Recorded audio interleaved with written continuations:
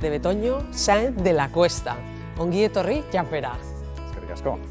Bueno, eta hemen gatoz, Iparregoa Fundazioarekin eta Udako Euskal Unibertsitatearekin, batez ere, liburu bat idatzi duzulako. Izan ere, aurkezpen txiki bat egiteko, zu arkitekturan doktorea zara, eta okerez banago EHUko hemen gauden grabazio egiten ari garen hirigintza eta lurralde antolamenduko irakaslea zara. Baita ere politikan aritu zara, duela ja denboratxo bat, legebiltzarkide izan zara, EH Bildu tikan, eta baino esan bezala, ona zatoz, orain, elkarrizketa hau egitera, etxearen korapiloa nola askatu liburuagatik. Hori da. Hori da, ez da pixkat aurkezpena? Goazen ea korapiloa askatzen dugun. Ea, ez dakit zukia jarri dituzu hemen oinarri batzuk, baina goazen hasierara. Nondik atera zen, nondik sortu zen liburu hau egiteko ideia?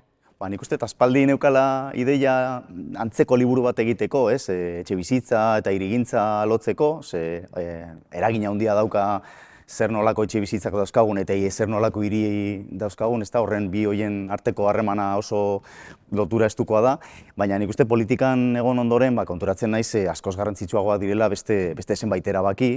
Nik hemen adibidez klaseetan aipatzen nuen, ez dakit hemen Bentaberriko eraikin baten diseinua nolakoa zen, fatxadak eta halako kontuak, ez da, eta gero konturatzen zara bertan daudenen etxe bizitzak erosi dituela putrefunts batek, Blackstone izenekoak, ez da, mundu mailan oso famatua dena, eta horrek badauka askoz eragina handiagoa beraien bizitzetan, eta hor politikan ikusitakoa eta ikasitakoarekin, gero ja bueltatu nahi zenean klasetara, denbora gehiago izan dute garbira pasatzeko zenbait ideia, eta hortik jaio da liburua. Eta liburuaren izenburuari ze erantzun emango zenioke? Hau da, askatu daiteke etxearen korapiloa?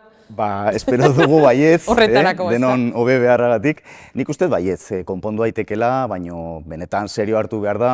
Eta nik uste egin beharko dugula hezkuntzarekin edo osasunarekin bere garaian egin genuen bezala halako sistema publiko bat non beharra daukanak eta nahi duenak ere erabil dezakeen, joan daiteke hezkuntza publikora edo joan daiteke osasun publikora, nik uste etxe bizitzan ere mentalizatu egin behar gara zera halako zehozer behar dugula ere, eta beharra daukana eta nahi duenak ere izan behar duela etxe bizitza merke eta iraunkor bat bere eskura, ezta?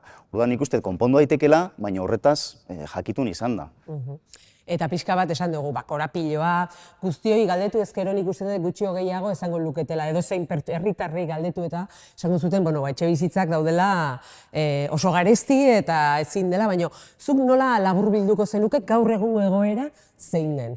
Nik uste jabegoan gaudenok edo hipoteka bat daukagunok, ez gaudela horren gaizki. Esan nahi dute, prezioek gora eta gora egiten dute, eta gure etxe bizitzaren prezioek ere gora egiten dute, ezta? Behar bada gure soldatek ezain beste, baina esaten dugu, gutxienez hori gora badoa. Baina, alokairu librean daudenek oso gaizki pasatzen dute, bereziki gaizki pasatzen ari dira azken boladan, azken 7 urteetan gutxi gora bera, alokairuaren prezioa 127 igo da, eta soldatak 117.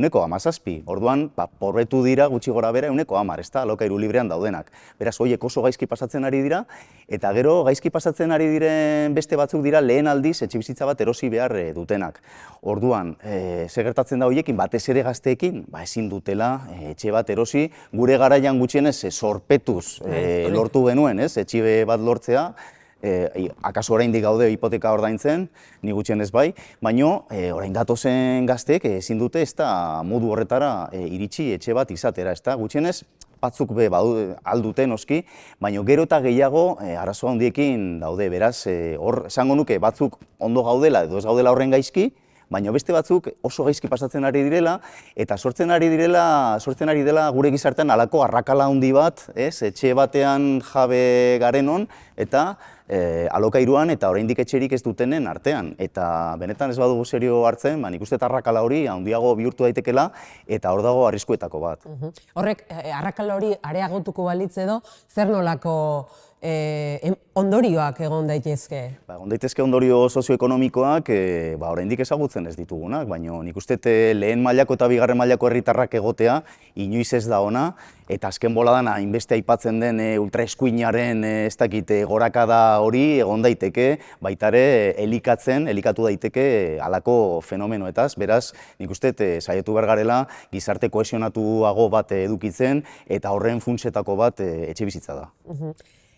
Konponbiderako gakoak emateaz gain, arazoan nondik datorren ere azaldu duzu. Zein da arazoa? Hau da, zein da, nondik dator hau? Nik esango nuke arazoaren funtsetako bat da gure etxebizitza revalorizatzen eta etengabe revalorizatzen den sistema batean gaudela aspaldi. Eta nik esango nuke batez ere 80. hamarkadatik, hor neoliberalismoaren ezarpen horretatik, Mundu Bankuak esan zuen etxebizitza parke publikoak saldu behar zirela, privatizatu egin behar zirela, eta baita ere alokairuak liberalizatu egin behar zirela. Ordurarte alokairuak izaten ziren iraunkorrak. Eta zentzu horretan, hartu ziren zenbait erabaki, adibidez Ingalaterran, saldu zituzten 3,4 milioi etxebizitza, bertan zeuden maizterrei, bihurtu ziren bapatean jabe, eta hemen Euskal Herrian, etzen hori beharrezkoa izan, zeren eta Frankok egin zituen babes publikoko etxe mordo hori, diseinatu egin zen liberalizatzeko. 20 urtetan, libre bilakatzen ziren babes publikoko etxe bizitza guztiak. Orduan, zer gertatu zen? Euskal Herrian erdia bizi ginela 1960an alokairuan eta erdia jabeak zirela, eta 20 urte ondoren, Franko hiltzen denean, 80. urte inguruan, pizkade beranduago etxe bizitza transferitzen zaigunean, bai Nafarroari eta baita EAEri, bakarrik bizi zen 15% alokairuan. Zergatik, Frankoren proiektuetako bat izan zelako Espainia bat ez proletarioena, baizik eta propietarioena, ezta? Orduan, izan zen, benetan, proiektu ideologiko bat, eta oso ondo funtzionatu zuen, eta nik uste sartu zigutela ADN-ean, gure ADN-ean, jabegoaren zera hori, eta karo, horregatik nahi dugu etengabe rebalorizatu dadila, eta nik uste hortik dator etxebizitzaren arazo edo funtsetako bat. Gero pentsatzen dut, sistema kapitalista honetan oso ondo doitzen dela etengabeko revalorizazio. Karo, batzuk diote kapitalismoarekin bukatuko bagenu, etxebizitzaren arazoa bukatuko litzatekeela, baina karo, horretara itxaron behar badugu, nik uste beste neurri batzuk ere bilatu beharko genituzkela. Eta bizitza eta etxebizitza sinonimo bilakatzeko, zure ustez, zein dira erronka nagusiak? Zer egoera, oraintxe horrela dago. Zein dira, zuek proposatzen dituzu liburuan, eta nondik hasiko zinateke? Orain esan dugun bezala, igual kapitalismoa, bertan bera uzten genezake, suntzitu genezake, baina egia esan nik uste, programa reformista bat, reformista baino erradikala ere eraman daitekeela aurrera, eta etxebizitza bihurtu daitekela bizitzaren sinonimo ez bakarrik hiztegian, baizik eta baita ere realitatean ere, eta nik horretarako uste dut behar ditugula etxe gehiago, merkeak eta iraunkorrak. Eta nik uste liburuan esaten dudan bezala, etxe gehiago diodanean proposatzen dut 10 neurri eskaintza nolabait handitzeko, uste dut batez ere politikaren eremuan hartu behar direnak, esan dut baita ere merkeak izan behar direla, beraz, beste 10 proposamen egiten ditut merkeagoak izan daitezen, eta zentzu horretan alokairuaren kontrola adibidez neurri horietako bat da, espekulazioaren kontra borroka egitea beste bat, eta gero beste 10 neurri iraunkorrak izan daitezen, ziurtasun batekin bizi dadia jendea etxe bizitzetan. Eta batez ere hori maizterrengan egin dute atal hori, oraintxe bertan Hego Euskal Herrian 20% gutxi gora bera alokairuan dago, eta daukaten arazoetako bat da, ezin dutela bizitza proiektu luze bat planteatu alokairuan, badekitelako hemendik 5 urtetara utzi behar dutela etxe hori, edo bernegoziatu behar dutela alokairuaren kontratua, ezta? Orduan, hor beste zenbait neurri hartu beharko genituzkere hori iraunkorragoa izan dadin, eta jendea bizitza proiektu bat egin ahal izateko baita alokairuan ere, nahi badu. Esan duzu, merketzeko ere hainbat erronka edo ideia proposatzen dituzula, badaukazu hortik pixka bat... Hori ere lotuta dago eskaintzarekin, eskaintza handitu beharko genuke. Nik esaten dudana da, ze orain eskuinetik eta neoliberal askok esaten dute hau konponduko dela besterik gabe etxe gehiago eraikitzen, eta nik esaten dudana da, etxe batzuk berri eraiki beharko dira, baina ezin dugu eraiki adreiluaren burbuian egin genuen bezala, hola barra-barra lurzorua konsumituz eta eta pixkat mundua amaitzera joango balitz bezala, ezta? Nik uste modu doituagoan egin behar dugula, eta gero baita ere kontuan hartu behar dugula, behar ditugun zenbait etxe merke eta iraunkor, jada eraikita daudenak, baina erabiltzen direla beste zerbaitetarako. Esate baterako hutsik dauden etxe bizitzak, pisu turistikoak, badaude baita ere pisu batzuk abandonatuta daudelak zaharberritze potente bat behar dutelako, nik uste horiek ere lortu behar ditugula jasotzen, kaptatzen edo hartzen, eta gero etxe merke eta iraunkor gisa merkaturatu. Eta etxe merke eta iraunkor hori nire ustez da alokairu soziala, alokairu babestua. Izango zen alokairu moto bat, zeinetan maizterrek ez duten ordainduko haien soldataren 30% baino gehiago. Uste hori zenbaki hori ja nahiko adostua dagoela gutxienez Europa mailan, eta nik uste egokia dela neurria. Nahi duenak, eros dezala etxe bizitza bat, ezta? Baina gero, egon dadila sektore publikotik gutxienez eskaintza hori. Eta gero prezioak jeisteko, noski, alokairuak mugatzeaz gain, nik uste baita ere espekulazioaren kontra borrokatu egin behar dela. Espekulazio nik aipatzen ditut 3 momentu daudela. Terrenoak edo lurzoruak erosterakoan, hor nik uste sektore publikoak gehiago erosi behar dituela lursail horiek espekulazioa eman ez dadin. Gero hirigintza ja aprobatuta dagoenean ere, sustatzaileek atzeratzen dute haien konbenientziara, pixkat prezioek igo arte eta orduan eraikitzen dute, ez dituzte betetzen planetan datozen epeak, orduan hor ere espekulazio bat dago. Eta azken 10 urtetan batez ere espekulazio finantziero bat oso bortitza gertatzen ari da, jendeak erosten ditu etxeak, adibidez, orain hipotekarik ordaindu gabe, erosten dira, takada batean, portzentaje handi batean, 120, 130 izan daiteke azken boladan, besterik gabe finantzieroki espekulatzeko. Ikusten dutelako, etxe bat erosi eta alokairuan jartzea, ematen dizulako errentagarritasun oso handia, 1,6 eta 1,10 bitartean. Orduan, hori ere ikutu beharko genuke prezioak ere merkatzeko.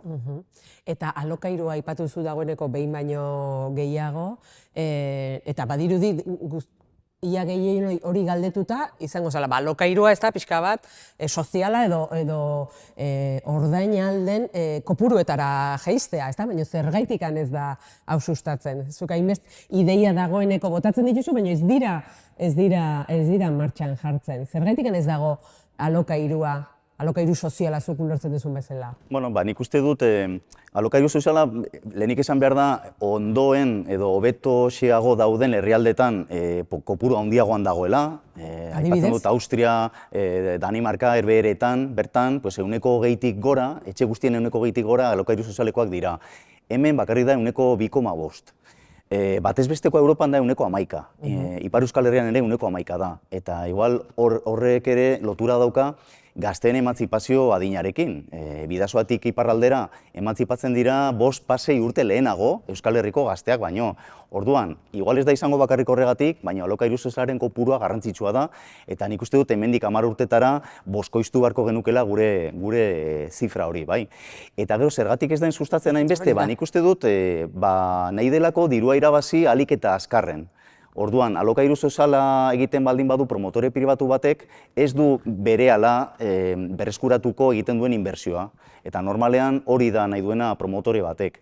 Eta bestalde uste dut, administrazio publikotik ere, orain arte gutxienez, pixka bat estigmatizatu egin dela alokairu soziala, omen delako pobreentzat, omen delako migranteentzat, eta nik uste lortu behar dugula baita ere unibertsala izan dadila.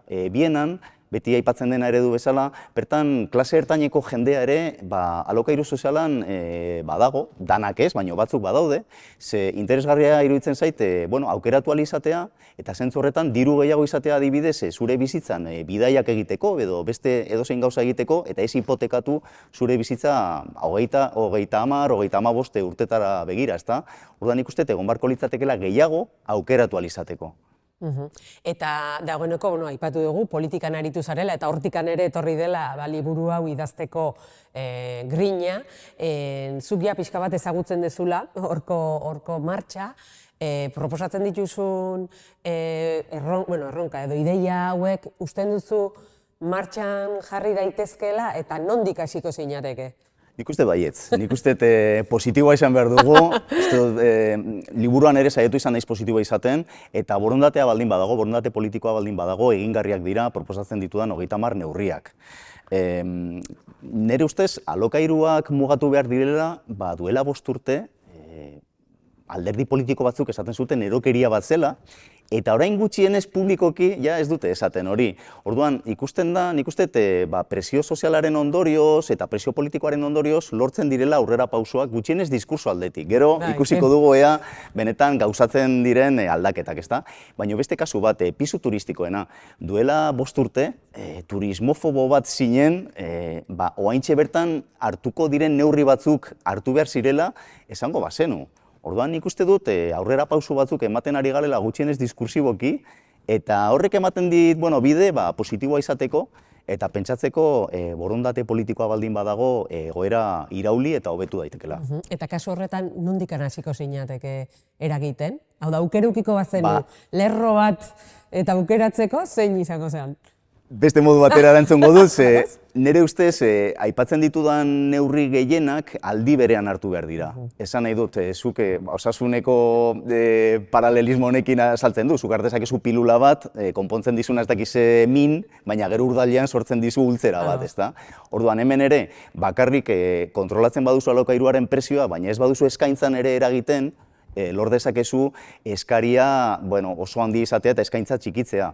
Orduan, alde horretatik, bat baino gehiago hartu behar dira aldi berean, eta gainera ez bakarrik urte baterako edo 4 urtetarako, garo, politikan ere ohituta gaude 4 urtean behin hauteskundeak egotera, batzuetan aldaketak daude, eta nik uste hor ere konsensu orokor batzuk hartu beharko genituzkela, basate baterako, esateko, orain dan ez da izango alokairu soziala, baina gutxienez, guazen Europako batez bestekoak lortzera, ezta? Hor egoteko 110, 111 horretan, lehen aipatu duguna. Hori nik uste konsensu bat izan beharko litzateke alderdi politiko guztien artean, eta horrela, naiz eta beste talde bat egon gobernuan jarraitzeko sustatzen hori, ezta?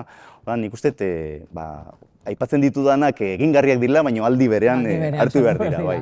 Bai, eta aipatu duzu presio politikoa alde batetik, baina garrantzitsua da ere presio soziala. Ze papel dauka? Ezinbestekoa. Presio soziala ezinbestekoa, zenik aipatu ditudan bi aurrerapen horietan, bai alokairuaren mugan eta baita pisu turistikoekiko daukagun ideia horren gainean, ikusten presio soziala izan dela ezinbestekoa. Herri plataformak daude halako ideiak sustatzen, egin diren aldaketa legal batzuk ere hasi dira herri ekimen legegileen bidez, gero igual aldatu dira, baina jatorria hor dago. Eta nik uste, oaintxe bertan daukagun sensibilizazioa etxe gabetzeen aurrean, ez genukela izango kaleratzeak stop bezalako plataformak existitu izan ez balira 2008ko adreioaren burbuiak estanda egin ondoren. Orduan oso garrantzitsua da, gainera beraiei esker jakin dugu gure hipoteketan zoru klausulak zeudela, edo klausula abusibo batzuk zeudela, batzuk ziren zoru klausulak, beste batzuk IRPH klausulak ondo azaldu ez zirenak, eta horrelako abusuak ezagutu ditugu beraiei esker, ez notarioei esker. Eta oraintxe bertan ere arazoak gertatzen ari dira, lehen hipoteketan eta zeuden klausula abusibo horiek alokairuaren eremura joaten ari dira, alokairu kontratuetan halako klausula abusibo batzuk daude, eta nik uste horiek ere presio sozialaren bidez lortu behar ditugula salatzen, eta nik uste kolektiboki ere defendatu behar ditugula, eta horregatik sindikatuak garrantzitsuak dira, zuk zure etxe jabearekin daukasun arazoa behar bada ez da bakarrik zurea, behar bada gehiago daude eraikin berdinean, eta elkartzen baldin bazara, eta sindikatu baten bidez, presio kolektiboa egiten baduzu, lor ditzakezu emaitzak. Aipatu duzu, behin baino gehiotan elkarrizketetan, liburu hau ez dela neutrala, eta ez duela izan nahi. Zer dago horren atzean?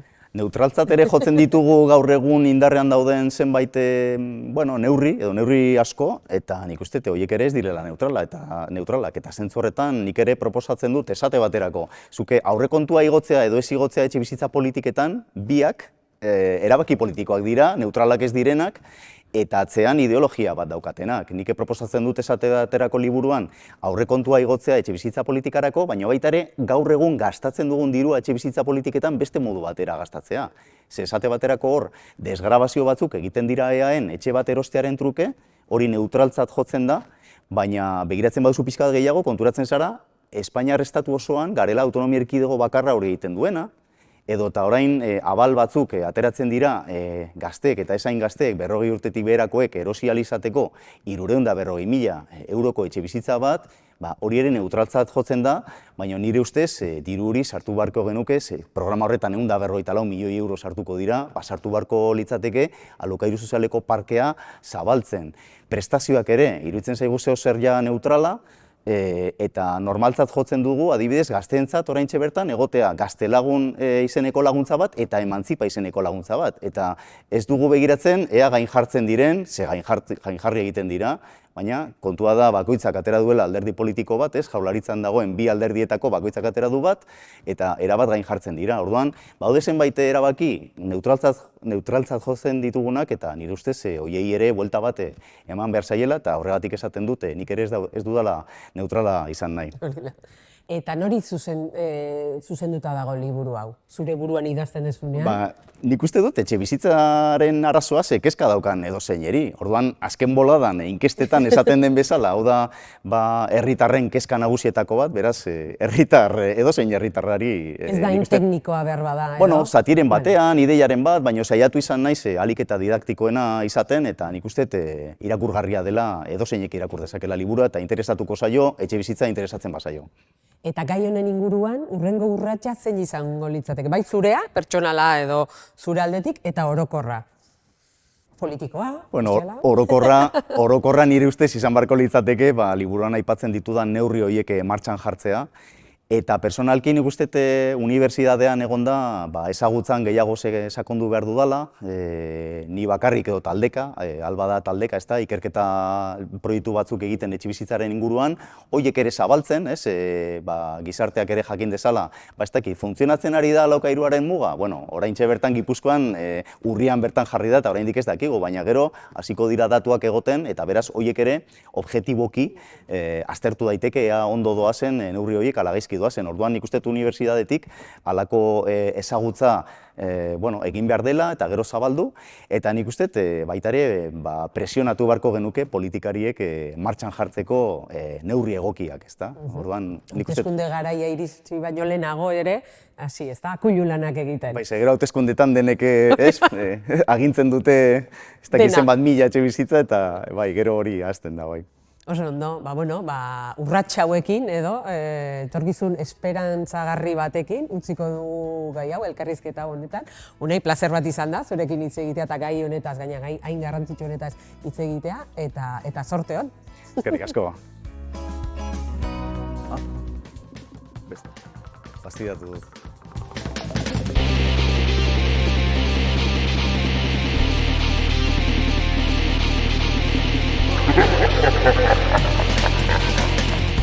Hirigintza sailburuari liburua oparituko diozu. Ez da ideia txarra, iruditzen zaituzu ideia ona eta bai, saiatuko naiz oparitzen, Denis Itsasori. Politikan edo idazten, non zaude erosoago?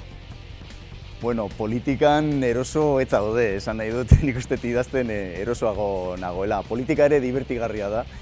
Batzuetan, beste batzuetan oso serioa, hartzen dituzuen erabakiak garrantzitsuak dira eta herritarrengan eragina daukate, baina erosoagoa da idaztea, segurazki. Ze gomendio emango zenieke etxebizitza bat lortu ezin dutenei? Oaintxe bertan zoritxarrez pazientzia asko gomendatu behar zaie, eta gero izena eman behar dutela, alokairu soziala lortzeko etxebideren zerrendan, eta hor, zorionez, azken boladan ez dira ja sorteoak egiten, baremazioa bat dago, baremo batzuk edo puntu batzuk ematen dira, eta beraz hor benetako beharra baldin badaukate, espero dut beste behar gutxiago daukatenen aurretik izatea etxebizitza bat. Eta etxebizitzarekin espekulatzen dutenei, beraiei esango nieke espekulatu dezatela beste zerbaitekin, ezta? Oinarrizko eskubidea ez den beste zerbaitekin espekulatu dezatela. Badaude batzuk espekulatzen txokolatearekin, beste batzuk olioarekin, ez dakit behar bada etxebizitzarekin espekulatzea itsusi samarra iruditzen zait eta zentzu horretan bilatu dezatela beste zerbait. Ze iritzi duzu bigarren etxebizitzez? Oso fenomeno zabaldua Euskal Herrian, denok ezagutzen dugu bigarren etxebizitza bat daukatenek, gure gurasoek ere izan zuten, modu errezago batean, Eta zentzu horretan ez dut uste etxebizitzaren arazo funtsezkoa denik, baina bai uste dut bigarren etxebizitzetik aurrera benetan zigor fiskal handiagoak jarri beharko genizkiela akaparatzen dutenei etxebizitzak ze batez ere espekulatzeko egiten dute. Beste korapillorik askatzeko asmorik baduzu? Bueno, espero dugu korapillo hau askatuko banu nahikoa eta pozik geldituko nintzateke.